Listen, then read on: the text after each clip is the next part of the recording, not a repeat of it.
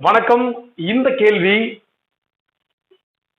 TNPSC group 4ல 2022ல கேட்கப்பட்ட கேள்வி. என்ன கேள்வின்னு பார்க்கலாம். 10 விவசாயிகள் ஒரு நிலத்தை 21 நாட்களில் உழுது முடிக்கின்றனர் எனில் அதே நிலத்தை 14 விவசாயிகள் எத்தனை நாட்களில் உழுது முடிப்பார்? இதுதான் கேள்வி. இதை நம்ம மாறல்கள் கணக்குன்னு சொல்லுவோம். அதாவது இந்த வேரியேஷன் சம்ஸ் அப்படின்னு சொல்லுவாங்க. டைரக்ட் வேரியேஷன், இன்டைரக்ட் வேரியேஷன் ரெண்டு இருக்கு. ஸோ இந்த கணக்கு ரொம்ப சுலபமா போடலாம். எப்படி போடலாம்னு பார்க்கலாம். இங்க பாருங்க, நான் இருக்கிற 2 ஹெட் எடுத்துக்கிறேன். இங்க விவசாயிகள் நாட்களில் முடிக்கின்றனர் அப்படின்னு ஒரு விவசாயிய நாட்களோட தொடர்பு படுத்திருக்காங்க. அப்ப நான் விவசாயிகளுக்கு பதிலா ஃபார்மர் எஃப் அப்படின்னு எடுத்துக்கிறேன், நாட்களுக்கு டேஸ் அப்படின்னு எடுத்துக்கிறேன். அதாவது இது விவசாயி, இது நாட்கள். ஸோ ஞாபகம் வச்சுக்கோங்க. இந்த ஹெட்டு கீழே இப்போ நான் எழுதுறேன். எடுத்து நம்ம இந்த மாதிரி எழுதணும்னா கணக்கை ஈஸியா போட்டுடலாம். பாருங்களேன், எத்தனை விவசாயிகள்? 10 விவசாயிகள். 10 விவசாயிகள் ஒரு நிலத்தை 21 நாட்களில் உழுது முடிக்கின்றனர். பாருங்க, 10 விவசாயி 21 நாட்கள்ல உழுது முடிக்கிறாங்க. அப்படின்னா 14 விவசாயிகள், அப்ப விவசாயிகள்ல 14ன்னு போடணும்.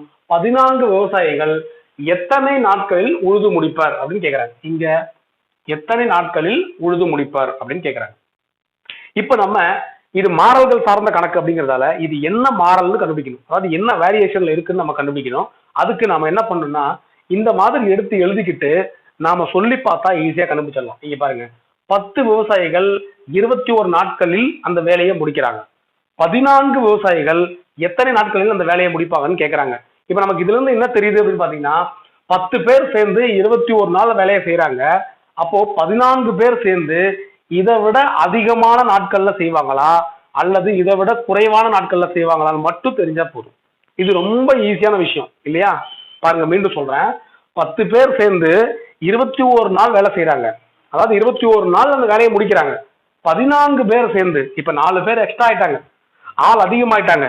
இப்ப 4 பேர் எக்ஸ்ட்ரா சேர்ந்து இதை விட கம்மியான நாள் ஆகுமா அதிகமான நாள் ஆகுமா அப்படின்னு கேட்டீங்கன்னா கண்டிப்பா கம்மியான நாள் தான் ஆகும் இல்லையா? ஏன்னா 4 பேர் எக்ஸ்ட்ரா வேலை செய்யறாங்க, அப்ப சீக்கிரம் முடிச்சிருவாங்க, அப்படிதானே? அப்போ இதுல நமக்கு என்ன தெரியுதுன்னா, இங்க பாருங்க, இங்க விவசாயிகள் அதிகரிக்கும் போது வேலை செய்யக்கூடிய நாட்கள் குறையுது இல்லையா? ஆட்கள் அதிகரிக்கும் போது நாட்கள் என்ன பண்ணுது? குறையுது. வேலை செய்யற நாட்கள் குறையுது. அப்போ ஒன்னு அதிகரிக்குது, இன்னொன்னு குறையுது. இந்த மாதிரி ஒன்று அதிகரித்து இன்னொன்னு குறைஞ்சது அப்படின்னா நாம இதை நம்ம எதிர்மாறல் அப்படின்னு சொல்றோம். எதிர்மாறல், அதாவது இன்டைரக்ட் வேரியேஷன் அப்படின்னு சொல்லுவாங்க. இப்ப பாருங்க, இதில் நம்ம மென்ஷன் பண்ணிக்கலாம். இது என்ன ஆகுது? அதிகமாகுது. இது என்ன ஆகும்? குறையும். இப்ப இது மாதிரி அதிகமாவது குறையுது அப்படின்னு இன்டைரக்ட் வேரியேஷன் இருந்துச்சுன்னா நாம இப்போ ஒரு ஏரோ மார்க் போடணும். எப்படி ஏரோ மார்க் போடணும் பாருங்க. எங்க ஏரோ மார்க் போடணும்? 2 பக்கமும் நம்பர் இருக்கிற இடத்துல ஏரோ மார்க் போடணும். இப்ப 2 இடத்துலயும் நம்பர் எங்க இருக்கு? இங்கதான் இருக்கு. இங்க ஒரு நம்பர் இல்ல. அப்ப நான் இங்கதான் ஏரோ மார்க் போடணும். எப்படி ஏரோ மார்க் போடணும்னா கீழ இருந்து மேல பார்த்த மாதிரி ஏரோ மார்க் போடணும். நல்லா கவனிங்க. ஏன் அப்படின்னு கேட்டீங்கன்னா இதை எதிர்மாறல். இப்ப நம்ம இப்படி ஞாபகம் வச்சுக்கலாம். பூமியில இருந்து ஒரு பந்தை மேல தூக்கி போட்டாதான் எதிர் திசையில போடுற மாதிரி, புவி ஈர்ப்பு விசைக்கு எதிரே போடுற மாதிரி. அப்ப எதிர்மாறல்னா கீழ இருந்து மேல போகணும். ஓகேவா?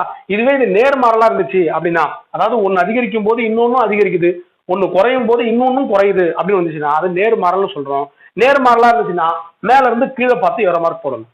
அவ்வளவுதான். இப்ப நம்ம கணக்க போட்டுடலாம். ரொம்ப சிம்பிள். பாருங்களேன், ரொம்ப ஈஸி. இந்த ஏரோ மார்க் போட்டதுல தலைய மேல எழுதணும், வாழை கீழே எழுதணும். இப்ப இந்த தலை, இதுதான் தலை பக்கம்னு வச்சுக்கோங்க. இந்த தலை பக்கம் 10 பை வால் கீழே. அப்ப 10/14 பெருக்கல் இந்தாண்ட என்ன நம்பர்? ஒரு நம்பர் தான் இருக்கும். ஏன்னா இங்க நம்ம ஏரோ மார்க் போட்டிருக்க இடத்துல 2 நம்பர் பக்கத்துல ஏரோ மார்க் போட்டிருப்போம். இந்த மீதி இருக்கிற ஒரு நம்பரை அப்படியே போட்டுருங்க. இவ்வளவுதான், கணக்கு முடிஞ்சிருச்சு. இப்ப இதை நம்ம டெரிவேட் பண்ணா போதும். பாருங்க, 7 14 3 21 4 2 I2 10 5 பெருக்கல் 3 = 15. 15 நாட்கள் இங்க எங்க இருக்குன்னு பாருங்க. அதுதான் நம்முடைய விடை. ஸோ இதுதான் நம்முடைய விடை. இந்த கணக்கு உங்களுக்கு புரிஞ்சிருக்கும்னு நினைக்கிறேன். இந்த மாதிரி கணக்குகளை தொடர்ந்து பார்க்கறதுக்கு நம்ம சேனலை சப்ஸ்கிரைப் பண்ணுங்க. உங்களுக்கு ஏதாவது சந்தேகம் இருந்தா கமெண்ட் பண்ணுங்க.